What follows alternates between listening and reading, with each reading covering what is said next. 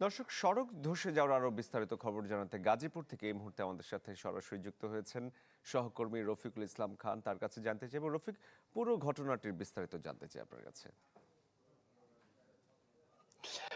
শরীফ, কাশিমপুর বাজার থেকে ধন্দখালি পর্যন্ত প্রায় 2.5 কিলোমিটারের সড়ক উন্নয়নের কাজ হাতে নেয় গাজীপুর সিটি কর্পোরেশন। এরই মধ্যে প্রায় অর্ধেক রাস্তার কিন্তু কাজ শেষ হয়েছে।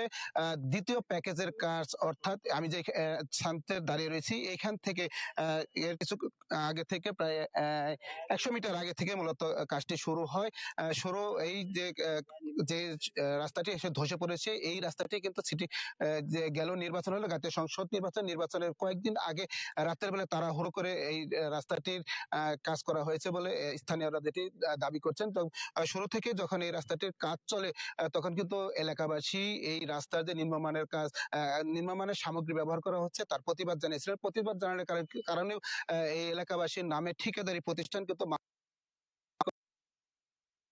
হাজত রয়েছে, এমনটি জানিয়েছে এলাকার লোকজন। তো আসলে যখন এই রাস্তাটি পরশুদিন প্রায় 20 ফুট কিন্তু দেবে গেছে, দেবে যাওয়ার পরে গতকাল সিটি কর্পোরেশনের পক্ষ থেকে একটি তদন্ত কমিটি গঠন করা হয়েছে এবং সিটি কর্পোরেশনের প্রধান নির্বাহী তিনি কিন্তু ঘটনাস্থল পরিদর্শন করেছেন। পরিদর্শন করে তিনি যেটি বলছেন, এর মধ্যে একটি তদন্ত কমিটি গঠন করা হয়েছে।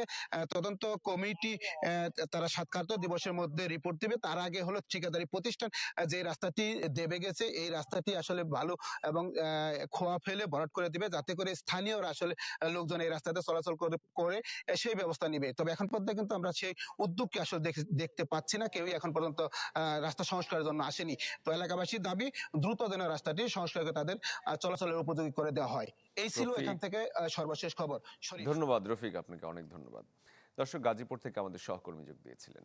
চায়ের কাপে সমাজ বদলের ঝর্ণা তুলে আগে গোছান নিজেকে। প্রিমিয়ার টাইটানিয়াম আলমিরা, গুছিয়ে ফেলুন জীবনটাকে।